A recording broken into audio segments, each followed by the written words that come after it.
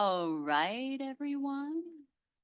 So we are at 6:01, depending on the clock that you're looking at this room. So I'll go ahead and I will now call to order the City of Newburgh Budget Committee meeting for May 13th, 2005. Rachel, will you please conduct a roll call? Certainly. All right, Ned Knight, Here. Alex Nichols, Here.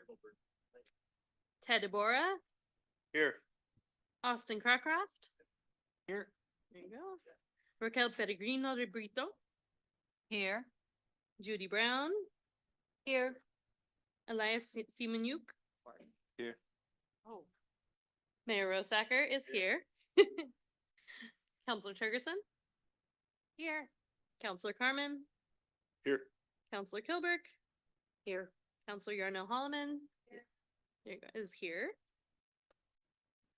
Counselor McBride Here. and Counselor Wheatley. Here. Thank you. Thank you for that. We'll now stand for the Pledge of Allegiance. I pledge allegiance to the flag of the United States of America and to the republic for which it stands, one nation, under God, indivisible, with liberty and justice for all. I will now open the meeting for public comments. Rachel, did we receive any public comments? No, we did not. Okay, I will now close the public comment portion of the meeting. And then I will now turn it over to staff for presentation on budget. Katie? Thank you. So tonight, we're going to finish going through the funds that we have left. And then we'll have a general discussion of the budget. And then we'll move on to approving the budget, and then we'll have a discussion on the property tax and approve the property tax rate for the next fiscal year. So let's start with Fund 4, which is where we left off. And that's on page 131. This is for the proprietary capital projects.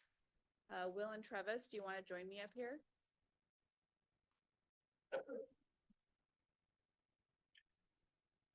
Good evening, Budget Committee.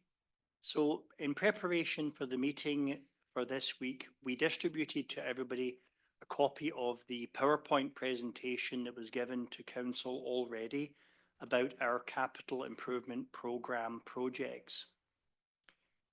What's a little bit different this year from last year is we went back and had a really searching and hard look at the capital projects. And we think that all the ones that are in this list are ones, not counting the ones that we're being forced to do, but the ones that we're choosing to do are all ones that have a practical application that's very direct and something that we think we need to do.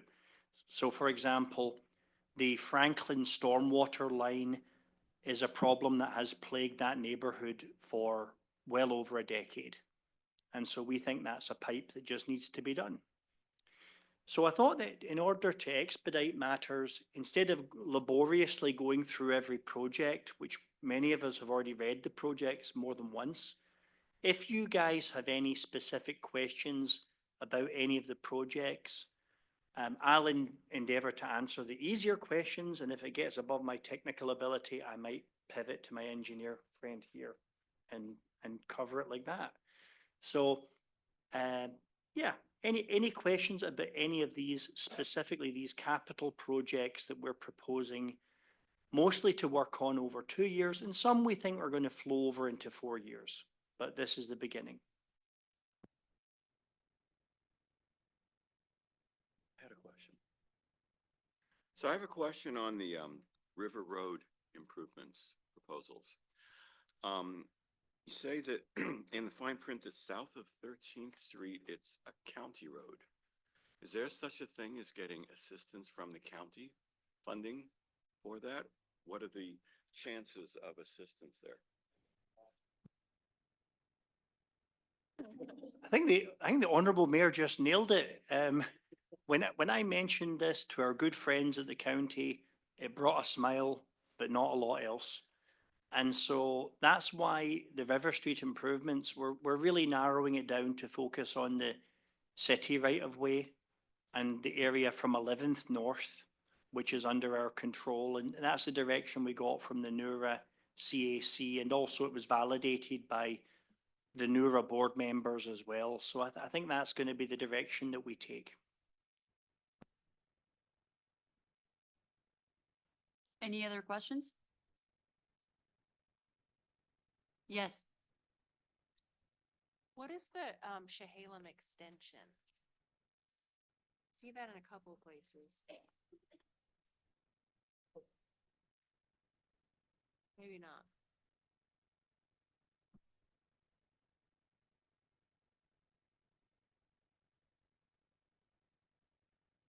That refers to a section that's already finished and is not going forward into this. And I believe maybe that fed into the Winooski outfall. I'm not certain. Does that sound right? Or Don't think so with the Winooski. yeah, but it's not one of the projects that we're looking at doing in the biennium. Yeah, we can see the line because of previous years, but nothing for this next budget. Okay. And kind of to that point, interestingly, the last 4 CIP projects that we finished are all finished and all under budget. So I just thought I'd mention that. So even the PLC project that we were certain was going over budget came in slightly under budget, so.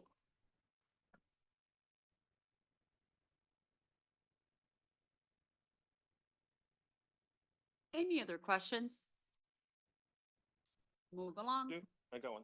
Oh, question? Go on. Do you have dates on when it's supposed to start? On each of these projects?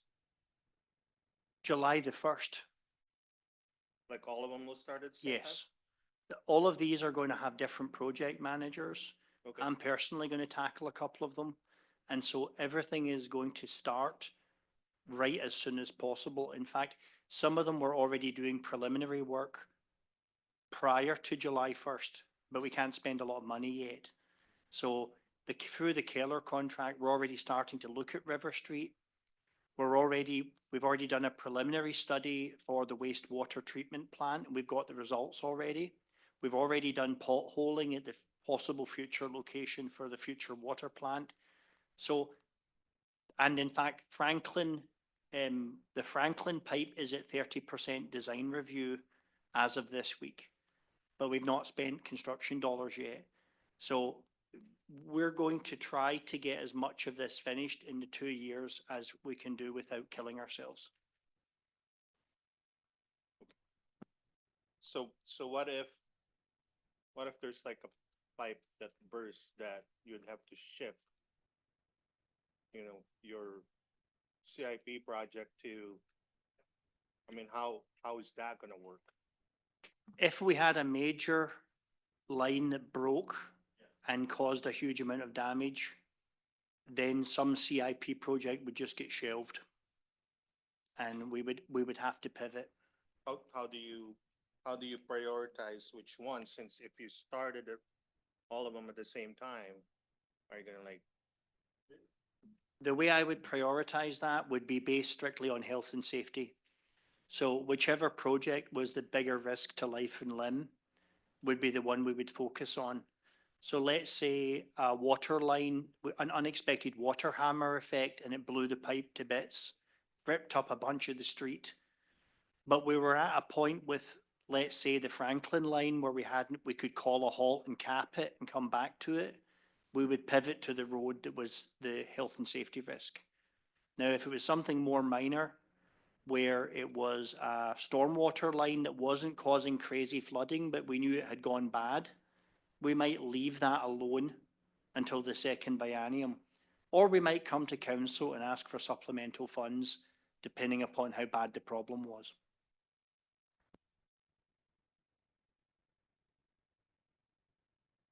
Any other questions? Move along. You guys are still up here. So, I think you guys kind of touched on Fund 18 also with the River Street question. But That's on page 134. So this is for the capital projects that are specific to the street fund. So it kind of goes all in the same CIP plan, but it's split between two funds. So you can see there's 3 capital projects there. Which one of which is the tough citywide pavement preservation is our tough plan. Any questions, any extra questions, should I say, about River Street, or questions about the transportation utility fee road rebuilding plan? That's kind of an ongoing thing. $1 million will be spent this summer on road resurfacing.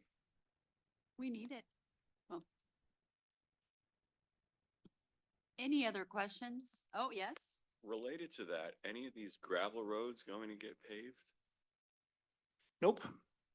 Not unless we get really lucky and we have an unexpected windfall of some sort, because the cost to do a complete rebuild of a gravel street is a ×4 or ×5 multiplier of what it is to do a grind and inlay. So without a conscious large capital investment, it's very hard to imagine how we will ever get some of that gravel area to become hardball road. Okay, thank you. Yeah, I remember we talked about gravel roads last year, and do you recall what is the percentage of streets in Newburgh that are gravel? It's a very small percentage, right?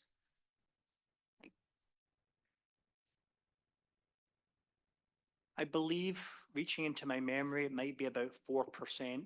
See, we both think that might be the number. I mean, if I mean, some of it is like back road, I'd call that. Or roads, but like in the city itself, I think it's 2 or 3 streets, right? Or something like, so it's a small, but unfortunately, fund-wise, it's very hard for the city to come up with that, right? Okay.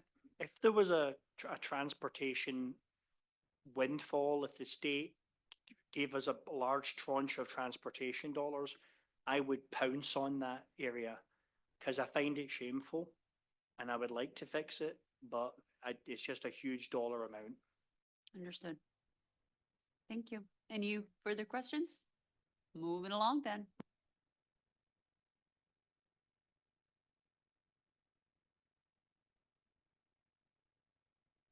Okay, let's move to page 119 for the Street System Development Fund.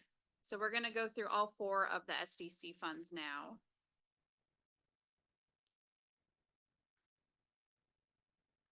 And you're gonna see a similar trend on all of these where we're following the same assumptions that growth and development are starting to slow down and have a very gradual increase over the next 2 years. So you can see here with the system development fees for the street SDCs, we're expecting it to be pretty similar to what we got this year.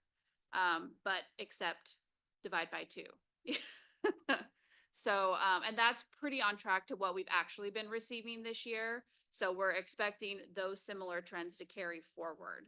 So, that is how we budgeted a lot of these system development fees, just because we're, like I said, we're expecting development to slow down a bit from what we've seen in the past. And then for the requirements piece, the transfers, those go out to the capital projects funds that you just saw. And that's basically the whole fund for that one. If we move on to the Stormwater System Development Fund on page 121. It's the same sort of thing for the system development fees. We put it to be on track with what we've received this year, which is pretty close to 65,000 is what we're on track to get this year. So that's what we've budgeted for the next 2 years. Just staying conservative with what we're expecting to receive.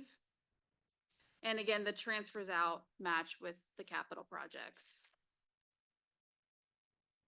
For wastewater, Fund 46 on page 123. Same exact story with the system development fees. These ones we have seen an increase on, so you will see similar to what we've received this year again. But it was more on track with what we budgeted this year versus the other system development fees. And a lot of that was harder to predict last year because of the SDC changes. So it was a little bit harder to budget, but now that we've seen with the new restructuring of the fees, we're able to predict a little bit more how those are gonna flow through. And again, the wastewater system development fees pay for part of our effluent loan debt service. So you'll see the principal and interest here for their portion of that debt service that it pays for. And then again, the transfers match what you saw for the capital projects.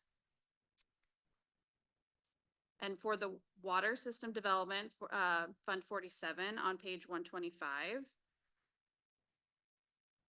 Again, it's a very similar situation with the system development fees. We budgeted according to what we've been receiving this current fiscal year. And the Water System Development Fund pays for 2 loans. It has the effluent reuse and the 2015 refunding bond, which again is gonna expire after next fiscal year. So then you'll see that debt fall off after 1 year, which is good. And I think that's it for the system development funds. Does anybody have any questions on those 4 funds? They're all pretty similar, so that's kind of why we kind of grouped them. Mr. Yes. Mayor? We're gonna have a major expense coming up. We don't have a lot of reserves. Is this the whole picture or there's something I'm missing here? We're gonna be building a new water plant in the next. Yep, so that was one of the reasons why we went through that process of redoing the system development fees, was because you can see that the wastewater on page 124, it has 18.6 million, whereas the water has 1 million. And it was very unbalanced, and we know that we have to build this big water plant, and we needed to reevaluate our projects and how we assess those system development fees. So we're hoping with the new way that we're doing that is gonna start earning us more water SDCs as we go on through the years, knowing that we have a very big capital project ahead. Oh, yes. So actually, interestingly, the one of the SDC fees net went down, but the one that went up a lot was the water fee, to try to bring in more revenue for the long-term thinking about the water plant. But it's still going to take a long time, and it depends how many, frankly, Kalina development phases happen over the course of the next 3 or 4 years, because that's going to be the driver of us making those SDC fees to a large extent.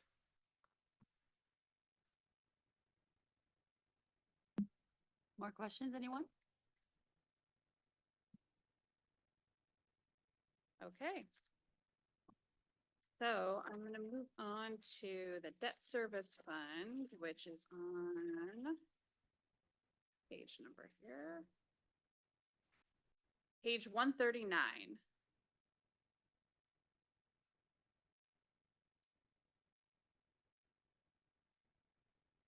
So the debt service fund is pretty straightforward. It pays for 3 of our debts, the PERS bond that we have, the ODOT bypass loan, and then we have the communication tower debt, which is part of the debt reduction plan that we're wanting to get rid of.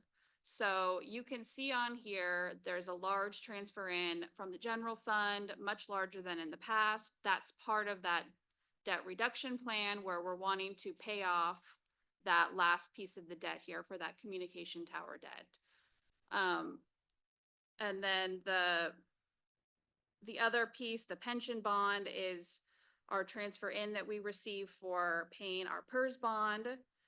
And the transfer in from the street fund is from the federal exchange grant, which used to be directly receipted into the debt service fund, but that was something we changed this fiscal year because of how ODOT now gives us that money. So they give us more than just this loan payment. They give us our whole portion, so it doesn't make sense to receive the whole portion of the federal exchange into the debt service. So now that moves to the street fund, and now it's received as a transfer in.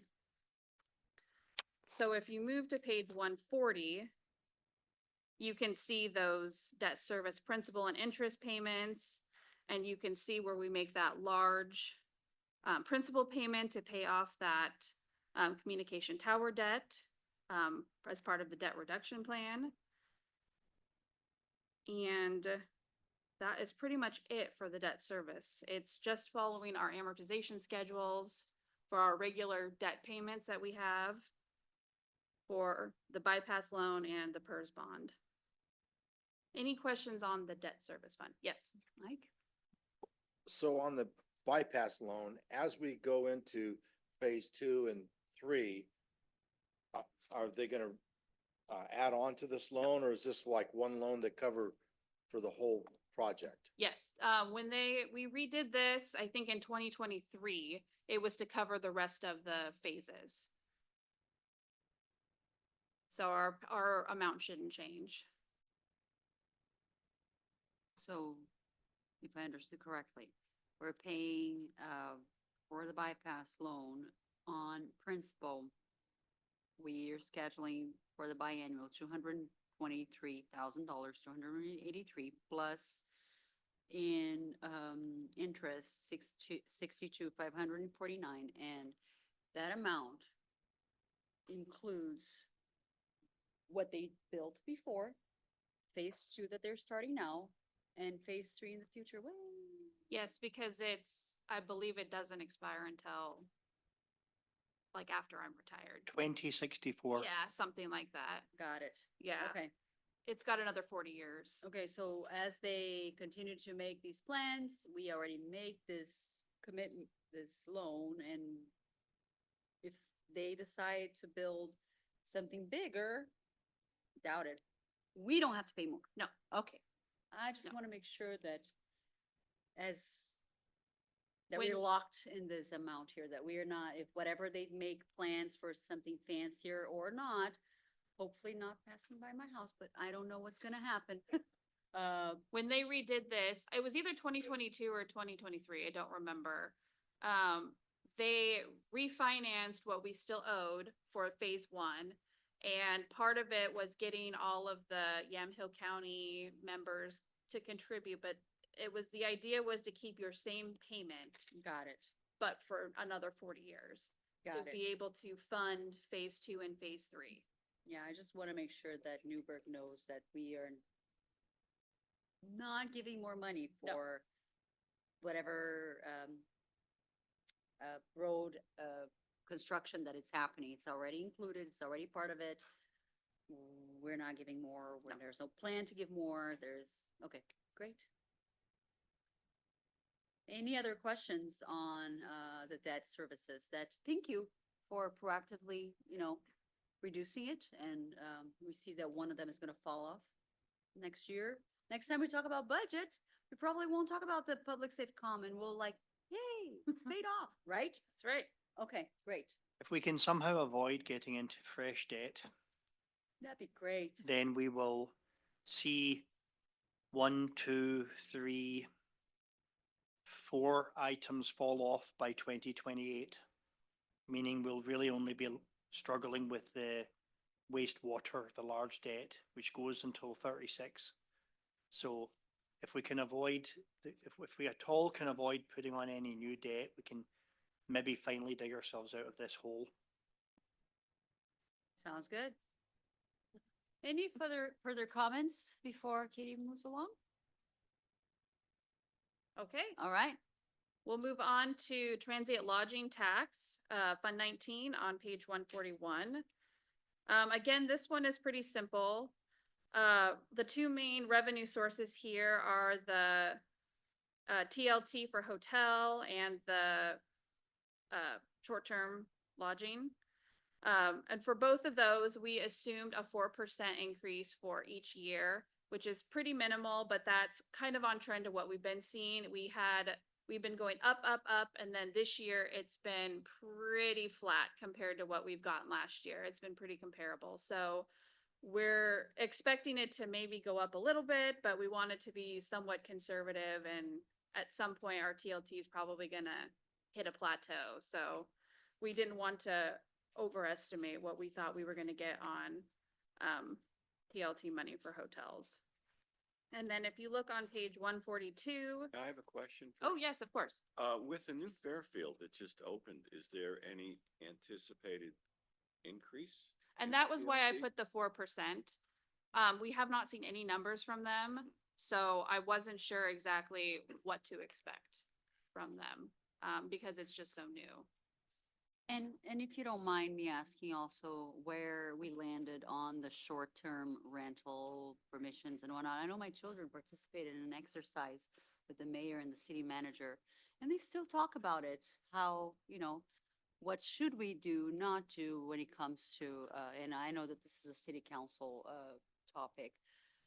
So I don't know if, I know in the past in budget, we have discussions about the effect on budget on people who have short-term rental actually reporting their income, or the city actually having to go after that as needed, and kind of that balance on giving liberty for people to rent their house as they want, and also thinking about, well, what about the local people, and all those very complex issues with no simple solutions.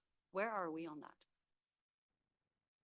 If I read the tea leaves correctly, I think we're probably moving towards a 2% cap on the total number of units based upon the total number of residences in our town. Speaking personally, as a resident, I think that that's probably wise, because I think that that will have the effect over time of moving the units away from each other a little bit, because you can only apply for one when one comes open. And also, the planning department are doing a better job with the new software on looking for people that are evading the rate. So that's going to build us up towards the cap fairly quickly. I don't remember what that number is, as expressed as hundreds, but I think that's probably where we're going to land, although it hasn't come back to council yet. Thank you for the update, and, don't mean to be mean to the people with the Airbnb theirs and, wanting to pay the fee. Budget-wise, is there an impact on, say, if we have 100 houses in Newburgh who are Airbnb and only 20 pay for it? Or, I'm sure there's an impact in the budget. This model currently is running at lower than running at the cap. Okay. So even if we get up to the cap, that will probably still be a similar, 2 or 3% increases compared to what we're looking at in the budget. And then it also seems fairer to everybody, so. Sounds good. Okay, any other questions on that? Yes, Mr. Mayor? So with the Fairfield coming in, we have a debt that is going to be served by transient lodging taxes. Is that, I don't see that shown here. Where would that be shown? That would be in Fund 14. I think we're still working out how that would come on with that, because we haven't seen any occupancy with them. So that could be something that maybe we want to bring back to council, since we want to sunset Fund 14. I think the idea behind that was they don't repay back an economic development loan to Fund 14, because they're using TLT funds from the general fund to pay that back. And if we're not doing economic development in Fund 14 anymore, maybe there's no desire to do that anymore. So maybe that's a discussion for council to see if, once we start getting occupancy on that. If that debt service mechanism does start to take hold, sunsetting Fund 14 doesn't stop the repayments from going to the general fund. And the general fund is where the planning staff are paid out of anyway, so it really kind of is a natural place. Plus, of course, Fund 14 was for CET, and CET is a mathematically foolhardy endeavor, in my opinion, so. The money is going to, by the way, the good news is, the Fairfield is exceeding all of Marriott's expectations for, yeah, so that's good news. Yeah. But the money that's gonna come in the form of TLT, so it'll come into this fund, and then we'll have to transfer it out of this fund to the general fund, is that the way? it So works? I think actually Will brought up a good point. So since we're sunsetting Fund 14, economic development initiatives move to the general fund. So we'll probably have to create a GL line in the general fund related to that Fairfield Inn specifically, so that we can monitor that and then figure out how. So it won't go quite in the circle that it was gonna go from. Yeah, I would argue that that's more efficient Yeah. than maintaining a fund that has almost no activity in it, which would be if we keep 14 going. yeah. So I believe it'll be recorded in the general fund, as we'll put a line item of the Fairfield Inn.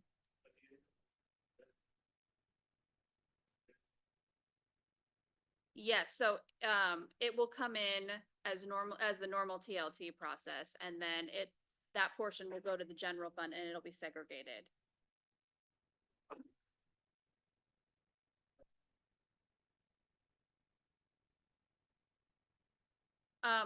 It'll be included in that regular transfer out to general fund. Yeah, because yeah, all of that is included in that. On our last, budget committee, I think we talked about there's somebody dedicated to going after the ones that don't report, their Airbnb income. Is that still? Okay. Part of the professional services line items that are in the CDD division, the planning division, they're paying for the license for scanning software, which checks to see if the address that's listed in Airbnb is one that's on our rolls, so as to identify people that aren't paying their fair share.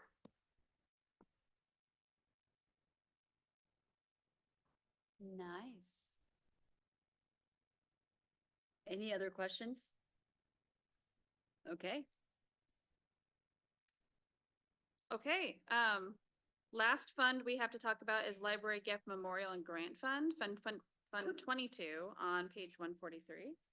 And Corey's gonna come up and join me.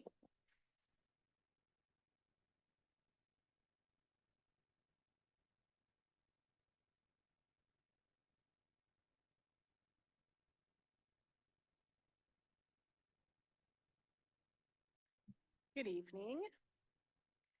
As you likely know, the Library Gift and Memorial and Grant Fund is where all of our grants reside. So that looks like the Library Foundation, the Library Friends, Ready to Read grant, and then miscellaneous grants that come in here and there as well. So our library programs are all funded through our grants and gifts. The Library Friends is also generously funding our replacement carpet for our meeting room that had a water leak this last year, February. So they'll be replacing the carpet there and a few other places. We have some 1984 lovely burnt orange carpet still left at the library. So I'm very happy that we can replace that this year as well. They've also helped with replacing some shelving and some other things like that too. So I'm happy to answer any questions. Just noticing here, on library donations, from these numbers, it looks like it's decreasing by like 90%. Probably just help me out. Yeah, I think it's just different allocations. So sometimes also the Library Friends will, they'll pay for repairs directly. They did that when they redid the windows and doors in the Carnegie Library, so they paid for it directly. So it looked like, we didn't have very strong donations that year. So when that's about $30,000 from them, that kind of comes in. I mean, they always give whatever profits they make to the library for the Library Friends every year. So we know that those funds are coming. It just looks a little funny in the accounts depending on how those items are getting paid for. Good question.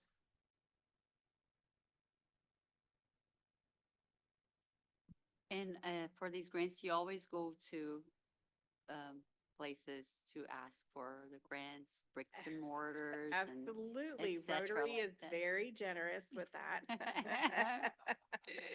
Yeah, actually Rotary funds our cultural passes, which is a Yes. big deal at the library. Yes. So if you don't know, you can come to the library and get tickets to the Evergreen Aviation Museum, Portland Art Museum, a whole bunch of places where you can just check those out using your library card instead of paying for those. So yes. Yeah, something that our early birds are very happy to support. Yeah, I'm glad. I appreciate that. Anyone else has a question? All righty then. Okay, Thanks, thank Lori. you. Okay, I think we've gone through the entire budget. Before we have a general discussion on the budget, we probably need to do the state shared revenue public hearing.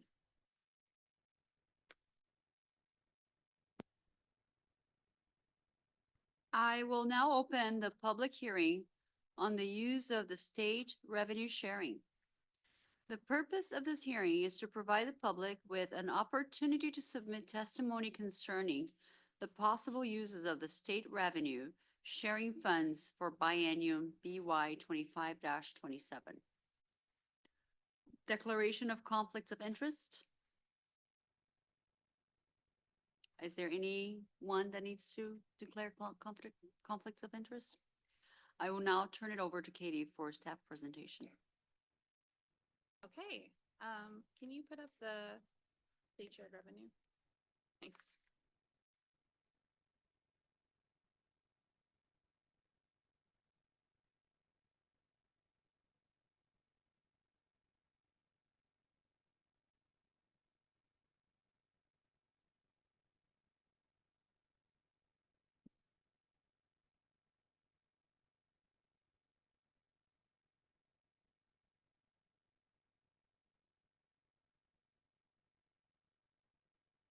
Awesome, thank you. Okay, so here is a summary of the state shared revenues that you'll see in the budget for the next 2 years. There is the liquor tax, which is also known as the state shared revenue. We have the liquor tax, which is the 20% of the total liquor revenues that come to the state. There's the cigarette tax, the marijuana tax, the gas tax, and then our 911 tax. And then you can see down here what the requirements are to receive those. The special ones for us are, again, the 911 tax, because we have a dispatch center, we receive that allocation, which not every city receives. And then we also have to do a resolution every year in order to certify that we offer certain city services in order to receive state shared revenues from the state. And in the budget, I've listed down here the pages and the dollar amounts for each of these state shared revenues we're going to receive over the next 2 years, which we went through when we went through each of the funds. And that's basically it for the public hearing. Does anybody have any questions on state shared revenues?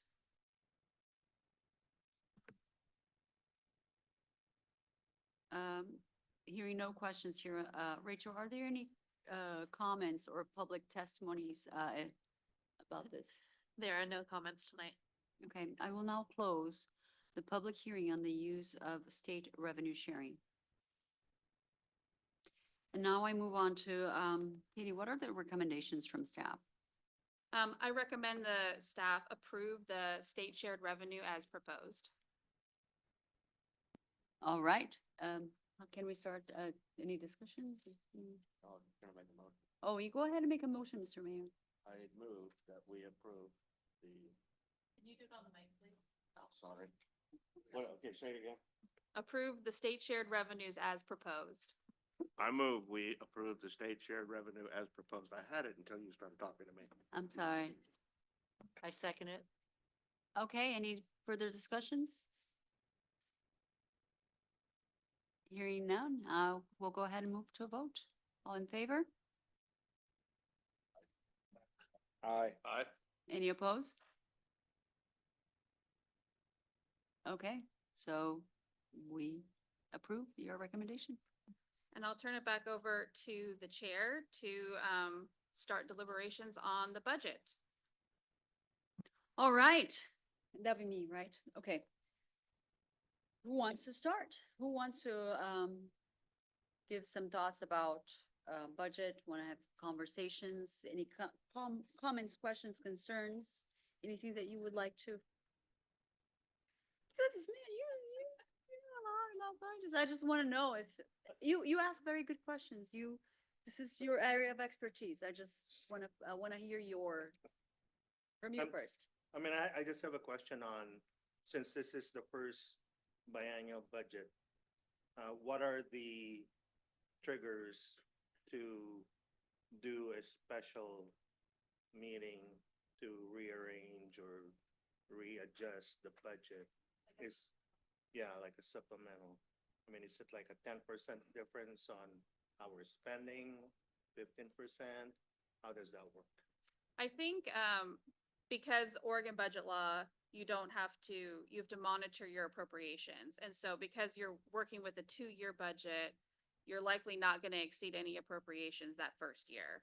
So I think our plan is to revisit with the committee in May and have a meeting and talk about what we know needs to change from year 1 to year 2 from what we've budgeted, and go over any staffing changes that may have happened or may need to occur, or anything that may change in the capital projects, and just go over different things that we may have encountered that may require a supplemental budget.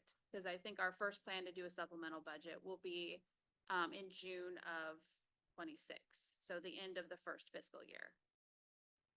So I'm gonna be cheeky. I was promised this was gonna be like a every 2-year thing now. It's only one meeting, I promise. You thought, Yeah. you thought wrong. Wah, wah. No, that's fine. No, I think it's great. That- We want to make sure the committee knows we're not just asleep at the wheel. No, for the That's 2 okay, years. that's okay, that's okay. When you're talking about appropriation, are you talking about the whole budget, or are you talking about, each department, each fund, or, materials and services, personal services, and are you talking about, just, what are you talking about when you're talking about appropriation? So here we appropriate by, I believe it's category. So, in the general fund, it would basically be department, like police is a department, library, planning. And then when you look at bigger funds, like the street fund, public works is its own appropriation, and that would include personnel and materials and services. So, we'll probably want to look at personnel and materials and services and just make sure we're not exceeding those as a whole, but a supplemental budget wouldn't be required unless we went over those particular appropriations. City manager? And one thing that we are doing nowadays as a safeguard is every month, all departments get their ending fund balance report and their expenditure report. So they can see by percentage of the total period, which starting in July 1st will be 24 months, they can see how their expenditures are going. And I read all those reports too. And if I see a department that's running hot, we'll be communicating. Yeah, as do I. I look at all those. Yeah, so we always touch base with them and make sure, hey, you've spent a lot in professional services. And they're like, yeah, well, we had one big contract that we knew was gonna hit and we're not gonna spend any more. So, just making sure that they're aware of where they're at with their spending and not completely blowing the waters in the first year. So a year from now, when we meet again, everybody will have had a monthly report on where their spending is. And so there will be no surprises as we're reviewing the numbers again, and you will come with very pointed, like, these are the things that we're seeing, and we'll talk about it and see where we land. Yes. Okay. Sounds like a good plan. Could it be earlier than that in case something happens, kind of like what happened in the you know, main building where The flooding. Oh, yeah, if something major happens, we'll definitely look at doing a supplemental budget. We're just, if all goes well. All goes well. We'll meet here Yeah. once only. A good time. No, she'll talk about all the Barring a things. disaster. It'll be super simple and easy. I like that. Okay. Sure. So the other thing is our AP system. Now, those that have been on the committee for a while know that we went to Tyler Technologies just a few years back. When somebody runs a requisition through the AP system, they can now click a button and see a current spending encumbrance, and they can see a pie chart instantly of how much they've spent. What will the effect of this invoice be if I run it? And where is my position? So it's never been easier. This is one of the reasons why we went to Tyler, is before with Springbrook, and in fact for most of my life, we had to call up the finance officer and say, hey, can you tell me where we're at and what will this encumbrance do?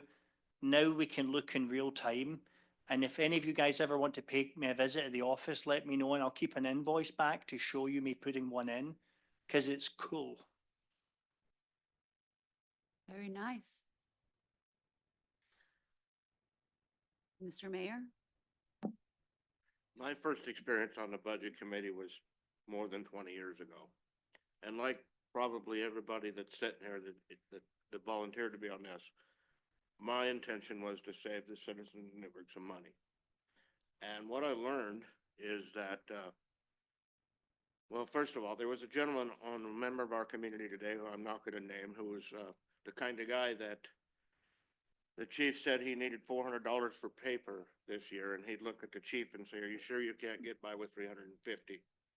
Thank you for all of you for not being that guy. That's not what we do here. What I learned that first year was budgeting really comes down to trusting your department heads and your city manager, because they are the ones that made the budget. They have put a lot of work into this. They've been working on this for several months now. It has intertwined in every piece of work they do. So now, 20 years later, here I put myself back on the budget. By the way, I decided I never wanted to be on another one, and here I am. There This you is go. my third budget. I have gone over this budget more than any budget. I now kind of understand them. And again, it comes down to, do we trust our staff? And I, even this morning, got on the phone with the administrator of Yamhill County. And I asked him about reserves, because as you know, looking through this, we have $60 million plus in reserves in our city. And that sounds like a lot of money. And to me, it sounds like too much.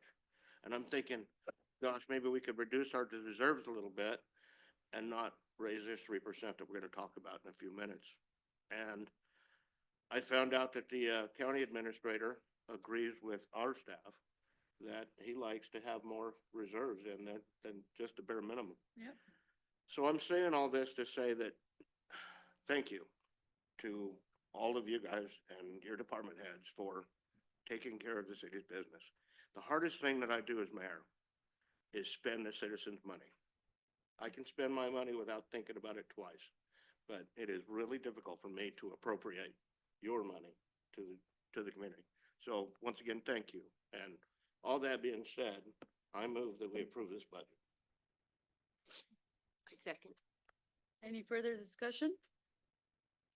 I'll say one thing, I'm, 4 years, 3 years, I don't know how, well, I wanna,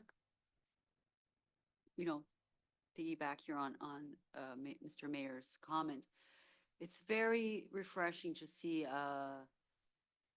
it's gonna sound more like a private mindset in a public building, of a care of funds. Like, you cannot just raise your budget just for willy-nilly because you want. No, we need to have, and you implemented a process where every department has a fair chance to request for training that is needed, or for resources or for capital, for needs. But you guys are doing that with a mind in our pockets, like looking at what is most necessary, what it can wait. So I think everyone appreciates that. So, Thank you for that. I would like to agree and first say that I fully agree with the mayor and it was super well said and I appreciate you saying it and I appreciate the leader that you have become for the council. And also to Raquel, I just feel, I really want you to know from me publicly that you've led this budget committee so well. And I am super grateful that you're here and your leadership and so amazing staff. Will, God bless you for staying. But thank you to Raquel too, and to Judy for vice chair. I think we're doing wonderful job here. Again, commending everyone. So I hear no more discussion on the budget. So I guess I'll entertain a vote. Is everybody in favor of going ahead and approve the budget biannual 25, 27? All in favor, say aye. I, Any oppose? Ms. City Recorder, we have a vote approval of this budget. All right. Okay. Now, I will turn it over to staff for discussion on property taxes. Okay. Katie? Every year we have this discussion where we talk about the property taxes because Newburgh is in a unique situation where when we split from the fire district, we lowered our assessed tax rate down and were allowed the option each year to go up 3% until we hit that maximum amount again. We are asking to go up that 3% again this year in order to continue on with debt reduction. So we brought a presentation to council in February and we discussed whether or not we wanted to maybe not do debt reduction and not take the property tax increase, or if we wanted to continue on with debt reduction and still take the increase. And the feedback that we had received from that was the average cost of the homeowner, if we continued on with debt reduction and removed that line item from the billing statement, would be a greater impact to the residents than not taking the property tax increase. And another reason why we also needed the property tax increase was to think about our succession planning for our police force. We've looked at some of the upcoming retirements, and it's about 1/3 of our police force is probably going to retire within the next 5 to 6 years. So, and thinking about how much training and how much onboarding time takes to get a new officer ready to be on a patrol shift, we are trying to start thinking ahead. So that's why we budgeted one new entry-level officer in this budget that you're seeing here. And then in that financial forecast you saw, we're adding on 2 additional ones to try and get ahead of this retirement that we're seeing so that we're just not out of a bunch of officers all at once and trying to scramble and hire. And having that extra property tax money allows us to start hiring ahead for some of these things. So that was why we had asked for that increase this year. And again, the debt reduction plan was a big part of that as well. Any questions about this? Katie, if we do this every year, how many more years will there till we hit that max? I think when I calculated it, it was still 12 years away from hitting the max. And I did forget to mention one thing. With the biennial budget, everything is 2 years except the property taxes. So the property tax rate, you'll only be looking at 1 year. And then next year, we'll look at doing the following year's rate. So my Huh. question, Yeah, so that's the one thing you can't certify 2 years in a row. So that surprise meeting that ended up happening in my calendar next year that I thought wasn't gonna happen, Yeah. we'll do this again. Got it. Yes. that was my question is, do we need to meet again yearly to increase this or keep it the same? Yes. Mr. Will? If we, however, have a very good year, if, for example, not that the cameras are for anything but safety, but if the camera revenue happens to come in strong and we're in a good position, we always look really hard at not doing that increase because we are very well aware that people like my relatives who don't have anything but social security struggle to pay for any of those increases. So we don't take this lightly, and we never will. Yeah, and that's something that can be reevaluated next year. So we're only looking at 1 year right now. And if we next year say don't need it for fortunate, does that kick the can down the road of instead of 12 years progression goes to 13? Yes. Got it. Oh, yes. So let's say we don't do the 3%. What happens? I think that we would need to reevaluate with council on maybe debt reduction, if, depending on how certain things play out.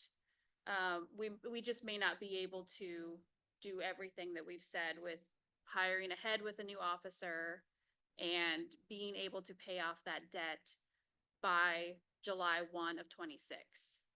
Because it is a chunk of change that we're trying to use to pay it off. So we don't want to dip into our reserves too much to do that for operational reasons. So that's why we were hoping to have the extra cash for our succession planning and in case some of our other initiatives with debt reduction fall short, we would still hopefully be able to meet that. So at risk is, so if we say, nope, we're gonna not do it. At risk is one, your additional officer for your succession planning, Yes. because you won't be able to fit that in, in the budget. And two, all the plans and what when I talk here, oh, that's gonna go away. It's not gonna go away. We're gonna have to revisit this to potentially, Yes. so, okay. All right. Yes. You almost mentioned this, but what would be the average increased cost to a homeowner? Oh, it was about $19 for the property tax. Okay. Yes. So me, as a resident, if I go look at my property taxes and all that, I will have, there are several things. There's school, there's bond and blah, blah, blah. There's one line, there's about $400 that is for Newburgh. Right? And what you're telling me is that this 3% is going to, if I pay $400 now, it's $420 now. And this will allow me to have an additional police officer coming up, make sure that the debt is, and that this budget as we agreed works. And if it doesn't, then we don't. And the reason why it's a net benefit, in our opinion, we want to try to succeed, although we've had some headwinds, is that the net effect, it was $47 was the cost of that rate line item. And so if we can get that off, we're actually going to save people some money because that line item won't come back ever again. Right. So it's completely removed from the bill Right. if we can win. Now, it's harder now. We lost a whole year on one of our programs because the vendor was less than successful. School district. The school district set us back a year. Yeah. We've got some headwinds, but we still really want to get this done if we can. Okay. And I think it's still possible. And Yeah. so, and the net effect, like I said, was better to remove that item off the billing statement. Right. So basically, you're telling me that you're gonna increase my bill by $20, but then you're gonna remove 45 out of it. Sounds great. Right. Right. Yes. Right. Okay. More discussion. Oh, Yes. I'm not gonna go into the questions that I asked, sir, because they still remain in my head. I'm not gonna let it go, but I still would like there to be a visual that explains for people that when they hear we had a property tax increase or whatever, that is articulated in a visual. I'm not all the way there. I'm just gonna say on the record that the math of that. And I haven't seen it in the visual, and that's why I'm asking for a visual, because that's how I learn, and I think it would be helpful for residents to see when they hear that actually long-term you're gaining. But again, for working families that struggle or, you know, seniors in our community that are on a fixed income, I don't actually think this helps them. I think the opposite would help them. And, so I don't want to go deep into that, but I do stand by, I want a visual, through our community engagement if we could, because I think it'd be helpful for people like myself that need to see it. Yeah.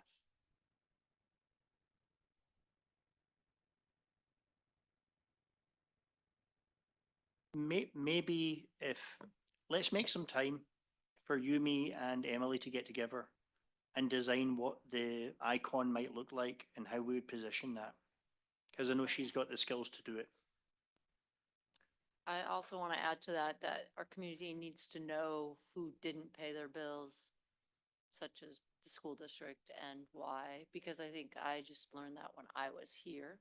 So I think that's really important, and other bills that weren't paid by other people and why we have to pay, why we need to pay. Yeah, I didn't know about that either. So, and again, I like the visual, and maybe a suggestion would be to, as we approve this and as we put it to vote, I think it would be a really good output for, to engage the community to do that visual that Elise said, hey, we approve this 3% and it looks like we are increasing your tax, but this is really so that you have this, and I have a county assessment here in the image. So we have a line that is, there's a line here that's called Newburgh that is about $730. And then there's UR Newburgh that is $58.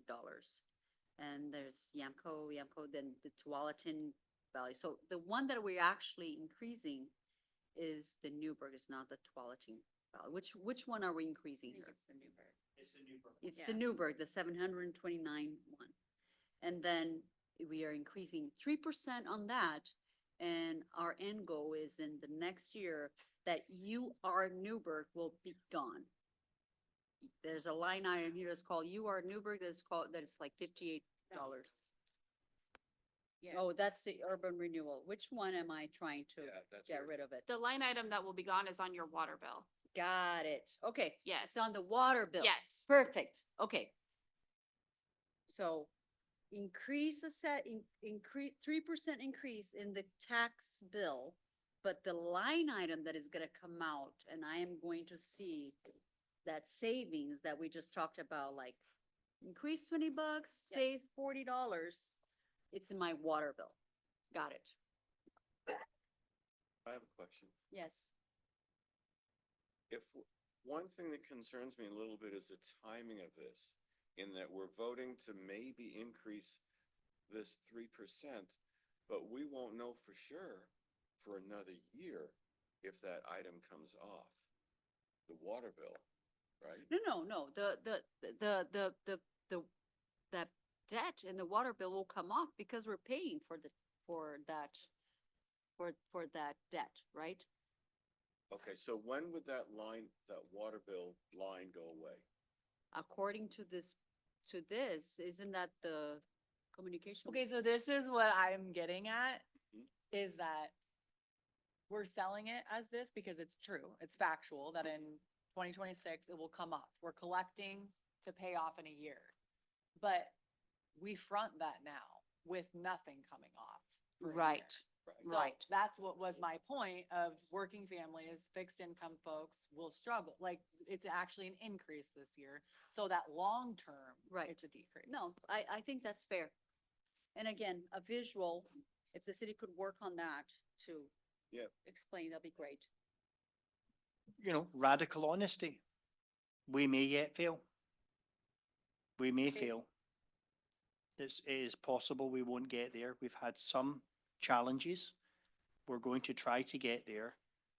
But our property tax beginning rate from the time of the TVF and our divorce was set lower than our neighbors. We are still recovering that slice of the pie that was given up when the divorce happened. So we are still performing above class by having a stable budget with 4 years of ending fund balances, despite the fact that we have less income than Sherwood, McMinnville, Hillsborough, Beaverton, and the list goes on. But to your point that you made, the property taxes are, yes, it's, part of it is for the police succession planning also. But with the debt reduction, we do also have to have the Butler property sell, the cameras, and the SRO contract has been signed, so we don't see that being a problem. I guess my concern is and this is what you were saying, Elise, selling it to the public when it's not a guarantee that that line item is going away. Right. And so I don't know if we should say, well, you know, we're increasing this, so in a year, you're gonna be saving more money than you're paying more right now. I And think that, I think I'm- that's a very, very fair point. So we probably shouldn't sell it like that, right? So probably the idea is not to, hey, you have to pay more so that you can pay less in the future. I'm okay with not painting that picture because it's not accurate, you know, because we have several pieces of the puzzle that need to fall in the right place for this plan to work out. Correct. So maybe that's the story that needs to be sold, that it's not, that's the story that need to be told. That, hey, we have several things that need to work. One of them is this tax, you know, so we can not do it and then help all the other things fall through, or we can make it so that this is not one of the things that is going to block us from get there. So I think that is more the approach, right? And I still painting that story that she said, and I'm saying with the visual that says, hey, we're gonna increase here, but these are the things, I think it'll be a very important message that the city should put out there. Trying to talk. No? Or but I didn't, I thought did you have yours? on? Okay. No, I can go either way on this. It's just, I think it's important that we share the story accurately. And if we make a decision today to increase, you know, by 3% or what the proposal, I think it's more a story of how has debt hamstrung us in the past and what are, like, I think it would be helpful to say, how has debt with the city of Portland or whatever prevented them from being able to be financially solvent or had to go through large reductions in force, you know, whatever that is, so that we can explain the importance that it is financial aspiration, but it is attainable. We are right there and it is possible. And long-term, we're trying to look out for the financial health of the residents of Newburgh. So. And here's a story we should all be telling everybody. While other cities are proposing new charges and inventing new charges, there's only one city that's trying to remove one. And this is, I find it really interesting that because we are here, you know, struggling really to say, okay, we are going to vote in favor of a tax that was already approved to happen. You know, this 3%, let's always remember that. This 3% has already been approved. It's our prerogative here to say whether we want to enforce it or not. Let's always remember that we technically could, no, we always have to vote, but this has already been decided way back when. And it's just a matter of us saying, do we want to allow it this year to happen because of X, Y, and Z, or no, this year we'll kick the can down the road for another year. So we'll have an extension for this possibility because we are able to this year not do it. And that might be a conversation that we'll have next year because like, hey, we got this, and that, right? So I guess now I mean, if we need more discussion over this, I think it's fine, perfectly fine, but I am ready to entertain a motion if anyone is ready for that. I got another question. So 3% is the max each year? So if we don't approve it this year, we can only extend the years. We can't do 6% the second year. Okay.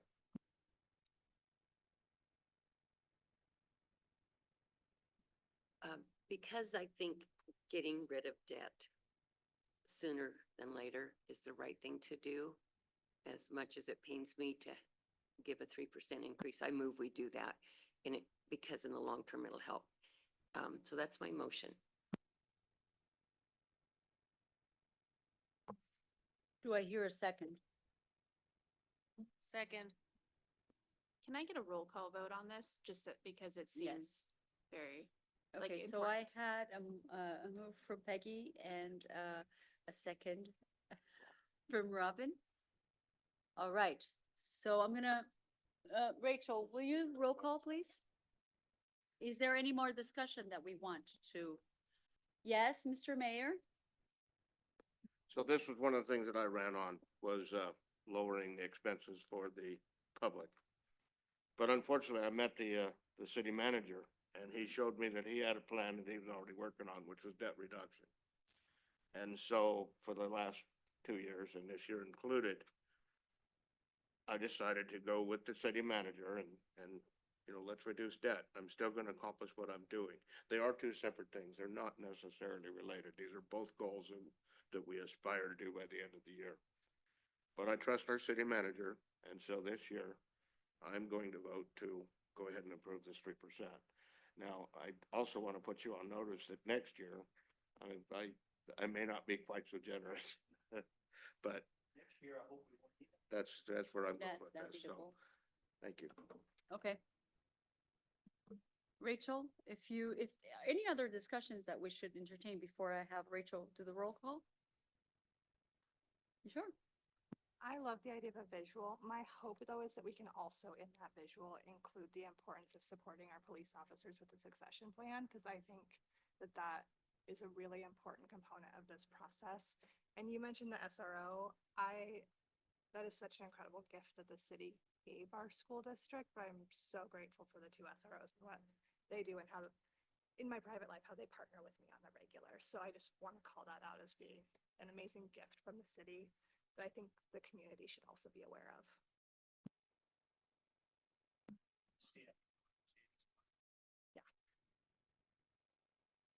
But I also want to add that it wasn't necessarily a gift.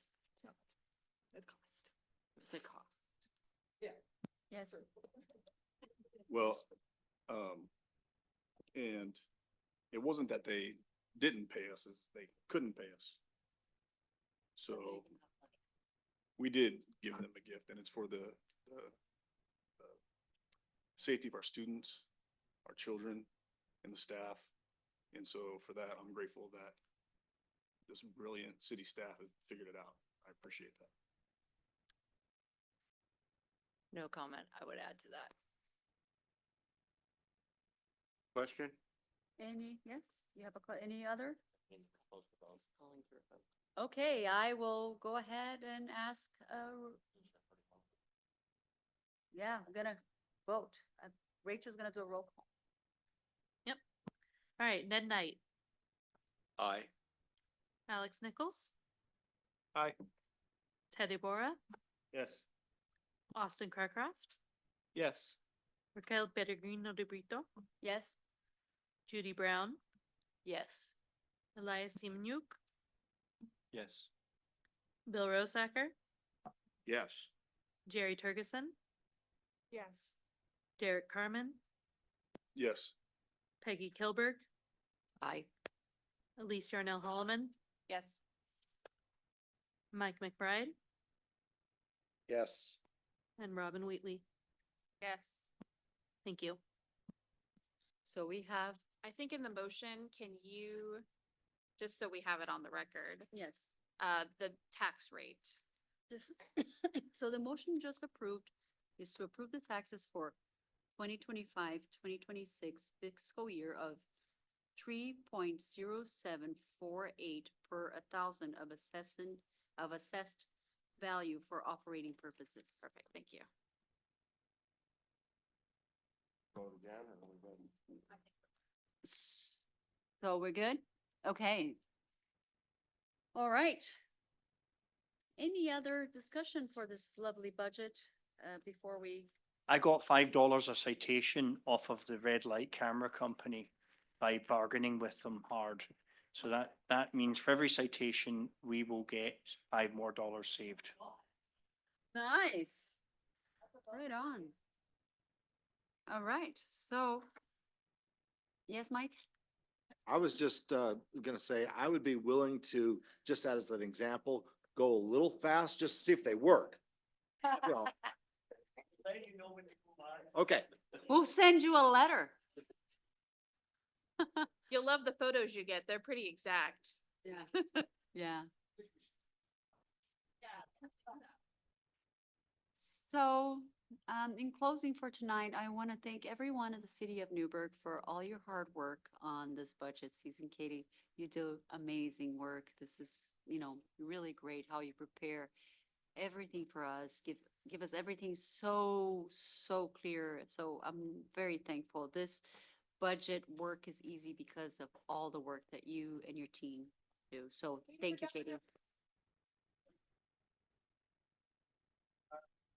Yeah, you are a really valuable asset to our city, and we're very thankful to you. So thank you. Yeah. And so now I'll adjourn, and I will see you. Sure, dang it. Yes. Here. Everybody have a lovely day. Bye.